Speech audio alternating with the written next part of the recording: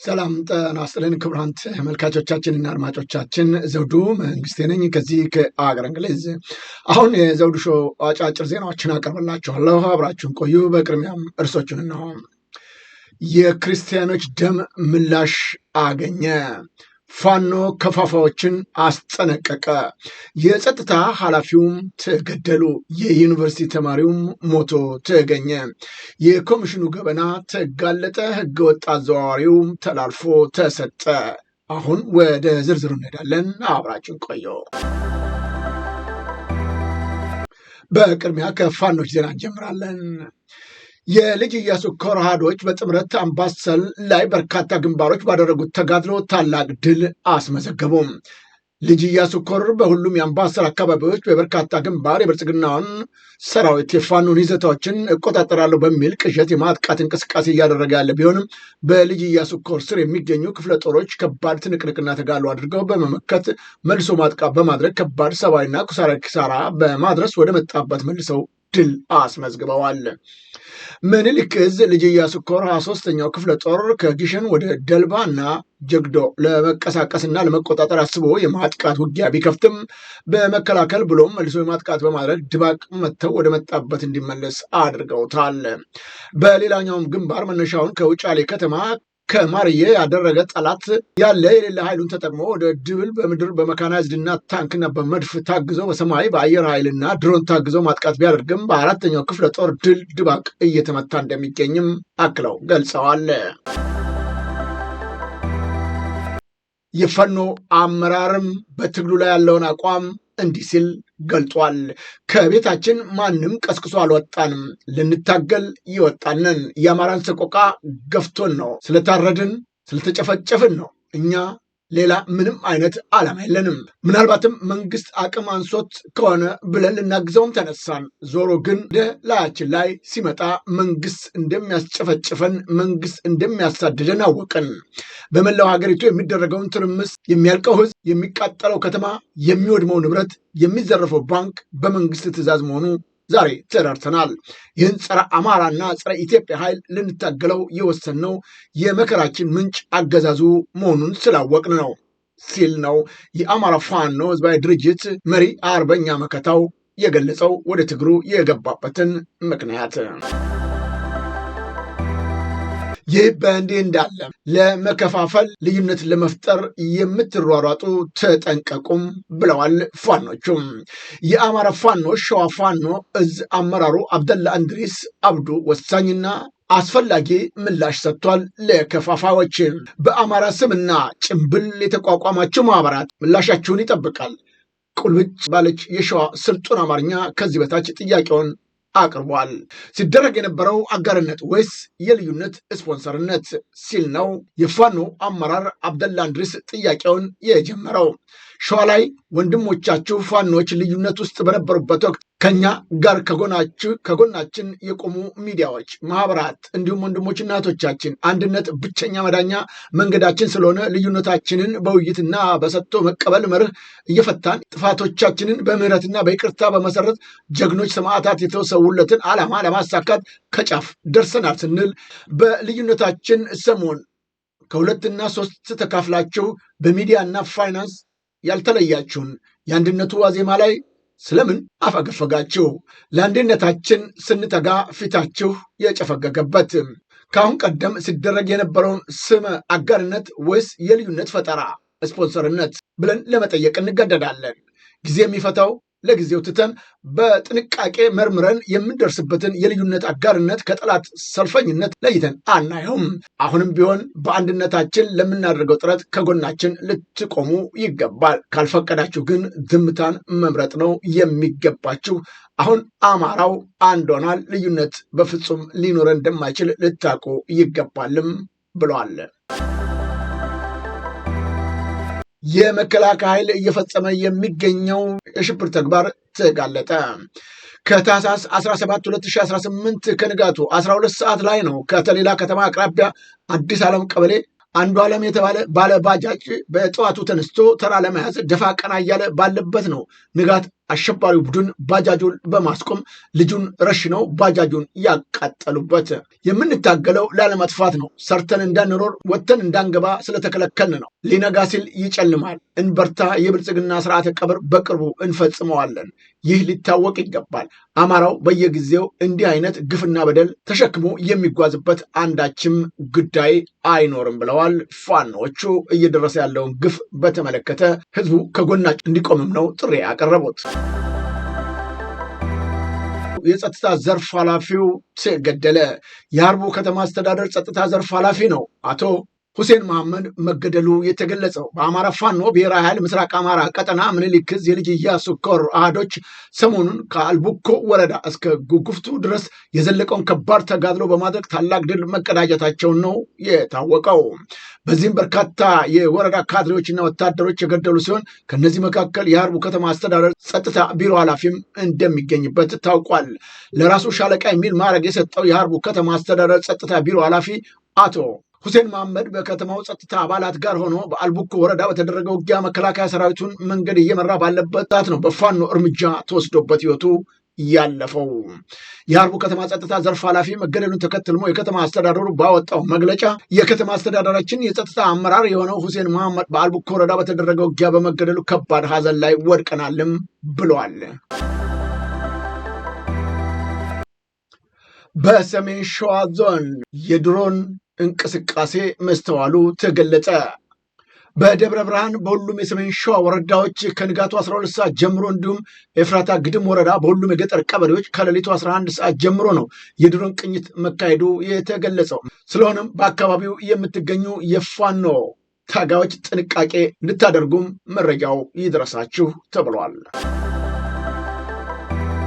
የዩኒቨርሲቲ ተማሪው ራሱን ማጥፋቱ ተገለጸ። ሙሉቀን ደጀኔ ይባላል። በትምህርቱ በጣም ጎበዝ የነበረ ከልጅነቱ ጀምሮ አንደኛ እየወጣ 12ኛ ክፍል በማጠናቀቅ እንደዚሁም ከፍተኛ ውጤት አምጥቶ 4 ኪሎ ዩኒቨርሲቲ ሁለተኛ ዓመት የስታትስቲክስ ተማሪ ነበር። ህዳር 22 ከእናቱ ቤት እንደተለመደው እየሳቀ ቻው ብሏቸው ወደ ግቢ እንደሚሄድም ነግሯቸው ቢወጣም ወደ ዩኒቨርሲቲው እንዳልገባ ነው የተገለጸው።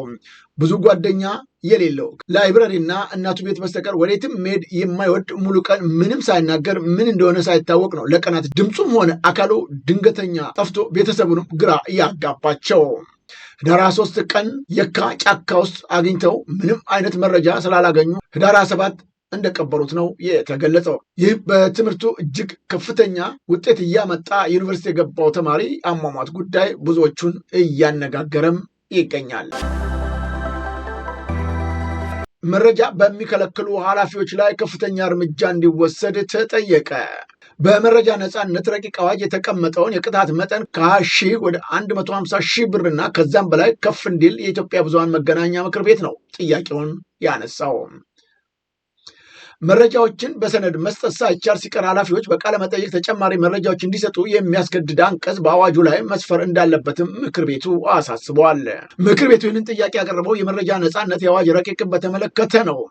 በትላንትናው ዕለት በአዲስ አበባ በተካሄደ ውይይት ላይ ጥያቄውን ያነሳው በፍትህ ሚኒስቴር ስር ተዋቅሮ በነበረው የመገናኛ ብዙሃን የስራ ቡድን የተዘጋጀው እና በኢትዮጵያ ሕዝብ እንባ ጠባቂ ተቋም የነበረው የመረጃ ነፃነት አዋጅ ረቂቅ በአንድ ወር ጊዜ ወደ ሕዝብ ተወካዮች ምክር ቤት ይላካልም ተብሎ ይጠበቃል። ምክር ቤቱ በአዋጁ ከማጽደቁ በፊት ጉዳዩ የሚመለከታቸው አካላት ተጠርተው የሕዝብ አስተያየት እንዲከተትበት እንደሚደረግም ነው ከዚህ ውይይት ላይ የተነሳው። የኢትዮጵያ መገናኛ ብዙሃን ምክር ቤት አዋጅ ረቂቁ ለማሻሻል ይገባቸዋል ባላቸው ጉዳዮች ላይም ምክር ሀሳብም አቅርቧል። የእርዳታ ማሰባሰቡ እንዲቆም ትዕዛዝ ተላለፈ። የሚላከው ሰብአዊ ድጋፍ ለተፈለገው ዓላማ እንዳይውል እያደረገ ይገኛል ሲል ነው መንግስት የእርዳታ ማሰባሰቡ እንዲቆም ትዕዛዝ ያስተላለፈው። የህወሓት ቡድን ህዝብን በረሃብ በመቅጣት ለፖለቲካ መሳሪያነት የመጠቀም ተግባሩን ዳግም በትግራይ ህዝብ ላይ ያሳየ ነው ሲሉ ነው የኢትዮጵያ አደጋ ስጋት አመራር ኮሚሽነር ሽፈራው ተክለማርያም የተናገሩት። የማህበራዊ ሚዲያዎችን በመጠቀም ድጋፍ እያሰባሰቡ ያሉ አካላትም ከድርጊታቸው እንዲቆጠቡም አስጠንቅቀዋል። ኮሚሽነሩ ህወሓት የፌዴራል መንግስትን በትግራይ ክልል በመጠለያ ማዕከላት በልማት ሴፍቲኔት መርሃ ግብር የሚቀርበውን ሰብአዊ ድጋፍ ለተፈለገው ዓላማ እንዳይውል እያደረገ ይገኛልም ሲሉ ከሰዋል። ቡድኑ የዓለም አቀፉን ማህበረሰብ ትኩረት ለመሳብ ሲል በትግራይ ክልል በመጠለያ ጣቢያዎች ለሚገኙ ወገኖች የሚቀርብን ሰብአዊ ድጋፍ በመንጠቅ ድራማ ፕሮፓጋንዳ እያስተጋባ ነው ሲሉም ነው ያሳወቁት። ዓለም አቀፉ ማህበረሰብ የፌዴራል መንግስቱን በግልጽ መረጃና ማስረጃ የሚልከውን ሰብአዊ ድጋፍ የት እንደገባ መጠየቅ አለበት። በቡድኑ የሐሰት ፕሮፓጋንዳ መደናገር እንደሌለበትም ነው የገለጹት። የፌዴራል መንግስት በትግራይ ክልል አስተማማኝና ቀጣይነት ያለው ሰብአዊ ድጋፍ ተደራሽነት እያደረገ ይገኛልም ብለዋል ኃላፊው። በትግራይ ክልል ከባለፈው ጥር 2017 ጀምሮ እስከ ታህሳስ ወር 2018 ዓ.ም ድረስ 2 ሚሊዮን ኩንታል በገንዘብ ሲተመን 32 ቢሊዮን ብር የሚገመት ሰብአዊ ድጋፍ ተሰራጭቷል ሲልም ገልጿል። ህወሓት የሚላከውን ሰብአዊ ድጋፍ ተደራሽነት እንዳይሆን በማስተጓጎል ድጋፉን ከችግረኛ ዜጎች በመንጠቅ የህዝብ ጠላትነቱን እያረጋገጠ ይገኛል ሲልም ወቅሷል። ይሁን እንጂ በትግራይ በኩል ጉዳዩን በተመለከተ ደጋግመን አሳውቀናል ሲል አስተዳደሩ የኮሚሽኑን አስተያየት አጣጥሎታል፣ ገበናውንም አጋልጧል። የትግራይ ጊዜያዊ አስተዳደር ለአደጋ ስጋት ስራ አመራር ኮሚሽን በላከው ደብዳቤ ላይ ነው በክልሉ ተፈናቃዮች ስላሉበት ሁኔታ ደጋግመን አሳውቀናል ሲል የገለጠው። በክልላችን ያለውን ሰብአዊ ቀውስና እርዳታ ፍላጎት በተመለከተ በምክትል ጠቅላይ ሚኒስትር ሰብሳቢነት የሁሉም ክልሎች ፕሬዝዳንቶችና አደጋ ስጋት ስራ አመራር ኮሚሽን በተገኙበት በየጊዜው የሚመጡ ቡድኖች በአካል ተገኝተው እያዩትና እየተረዱት የቆዩት ጉዳይ ነው ብለዋል። በተጨማሪም የአደጋ ስጋት ስራ አመራር ኮሚሽን ጨምሮ የክልልና የፌዴራል መንግስት ተቋማቶች፣ ዩኒቨርሲቲዎች፣ በክልሉ የሚገኙ መንግስታዊ ያልሆኑ ተቋማቶች በጋራ በመሆን የተጠናውን በ2024 በክልሉ 2.459 ሚሊዮን ተረጂ ያለ መሆኑን በጥናት መረጋገጡን ገልጸዋል። በተለያዩ ወቅቶች በሚደረጉ ግንኙነቶች በደብዳቤ፣ በሪፖርት፣ በስልክ፣ በቨርቹዋል ሚቲንግ፣ በአካል በመገኘት ጭምር በክልላችን በተለያዩ አደረጃጀቶች ያሉብን ችግሮች እያስረዳን የመጣን መሆናችን ይታወቃል ሲል ገልጿል። የክልሉ መንግስት በክልሉ ያለው ሁለንተናዊ ችግር አገር ውስጥ ብቻ ሳይሆን ዓለም አቀፍም እንዲያውቀው እየተደረገ የመጣ ጉዳይ መሆኑን በሚገባ የሚታወቅ መሆኑን ሊሰመርበት የሚገባ ጉዳይ ነው ሲልም የመንግስትን ማስጠንቀቂያ አጣጥሎታል። አሁን ወደ ውጭ ዜናዎቻችን እናመራለን። አሜሪካ የክርስቲያኖች ደም ተመልሷል ላሉ በተለይም በክርስቲያኖች ላይ የደረሰውን ግፍና በደል በተመለከተ ሲቆጩ የነበሩ ዜጎችም ትራምፕ በአሜሪካ በናይጄሪያ በሚንቀሳቀሱ የአይሲስ ታጣቂዎች ላይ ጠንከር ያለ የአየር ጥቃት መፈጸሙም ነው የተገለጠው። ትራምፕ በትላንትናው ዕለት በትሩዝ ሶሻል ማህበራዊ ገጻቸው ላይ እንዳስታወቁት ጥቃቱ የፈጸመው በኒ አዛዥነት ነው ብለዋል። በናይጄሪያ ከአይሲስ ጋር ግንኙነት ያላቸው ታጣቂዎች በዋናነት ንጹሐን ክርስቲያኖችን በጭካኔ እየገደሉ ነው ሲሉም ነው ትራምፕ የከሰሱት። ዩሱፍ ማይታም ቱጋር የናይጄሪያ የውጭ ጉዳይ ሚኒስትር አሜሪካ በናይጄሪያ በሚገኙ የአይሲስ ይዞታዎች ምሽቱን መደብደቧን ገልጸዋል። ከናይጄሪያ መንግስት ጋር በመተባበር በሶኮቶ ግዛት ውስጥ የሚገኙ የሽብር ጣቢያዎች ኢላማ ማድረጉን አረጋግጧል። ጥቃቱ ኢላማውን የጠበቀ የተሳካ እንደነበረም ተነግሯል። ጥቃቱ የተለየ ሃይማኖትን ያላነጣጠረ ዓላማውም አሸባሪዎችን መደምሰስ ብቻ እንደሆነም ለቢቢሲ ተናግረዋል። እንደ ሁኔታው አስፈላጊነት ታይቶ ወደፊትም ተመሳሳይ ጥቃቶች ሊቀጥሉ እንደሚችሉም ነው ሚኒስትሩ የተናገሩት።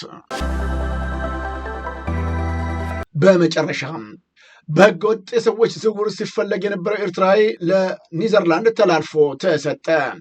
በተባበሩት አረብ ኤሚሬቶች ተይዞ የቆየውና የ41 ዓመቱ ኤርትራዊ ዜጋ ኪዳኔ ዘካሪያስ ለኒዘርላንድ ተላልፎ መሰጠቱ ታውቋል። የኒዘርላንድ የወንጀል ምርመራ ቢሮ ኪዳኔ ከሊቢያ ወደ አውሮፓ የሚጓዙ ስደተኞች ላይ ጥሰት ከመፈጸሙ በተጨማሪ ሰዎችን በማዘዋወር የወንጀል ቡድን በመደገፍ እና ጾታዊ ጥቃቶች በመፈጸም ሲፈለግ እንደነበረ ተገልጿል። ግለሰቡ በኢትዮጵያ ፍርድ ሂደት ላይ ሳለ ካመለጠ በኋላ ነው በ2001 በዓለም አቀፍ ደረጃ ተፈላጊ ከነበሩ ሰዎች መካከል የገባው። ኪዳኔ ዘካሪያስ በ23 በተባበሩት አረብ ኤሚሬቶች በመራቸው ኦፕሬሽን ነው በሱዳን የተያዘ ሲሆን ኤሚሬቶች በህገወጥ የገንዘብ ዝውውርም ተጠያቂ አድርገዋለች። የእስር ጊዜው መጨረሱን ተከትሎ ነው ለኒዘርላንድ ተላልፎ የተሰጠው። ግለሰቡ በርካታ ኤርትራውያንን ስደተኞችን በማሰቃየት በዋነኛነት በኒዘርላንድ ካሉ ቤተሰቦቻቸው ገንዘብ ይቀበል እንደነበረም ተገልጿል። በተጨማሪም በያዛቸው ስደተኞች መካከል የእግር ኳስ ጨዋታ በማድረግ የተሳሳተ እንደሚገድልና ያሸነፈውን ቡድን ከተሸናፊው ቡድን ሴት በመምረጥ የወሲብ ጥቃት እንዲፈጽሙ እንደሚያደርግ ነው የተገለጸው። ኪዳኔ በ2021 በኢትዮጵያ በህገወጥ የሰዎች ዝውውር ተከሶ ክስ ላይ እያለ ያመለጠ ሲሆን በሌለበት በኢትዮጵያ የዕድሜ ልክ እስርም ተፈርዶበታል። ክቡራን ተመልካቾቻችንና አድማጮቻችን ለአሁኑ ያቀረብኩላችሁ የዘውዱ ሾው አጫጭር ዜናዎች እነዚህን መስሉ ነበረ። በቀጣይ ዝግጅታችን እስከምንገናኝ የዘውዱ ሾው ሚዲያን ሼር፣ ላይክ እና ሰብስክራይብ በማድረግ ወዳጅ ቤተሰቦቻችን እንድትሆኑ በማክበር እንጋበዛለን። ዜናዎቻችንን አበቃን። ከዜናዎቹ ጋር እስካሁን አብሬያቸው የነበርኩትን የዘውዱ መንግስት የነበርኩ። ጤና ይስጥልኝ።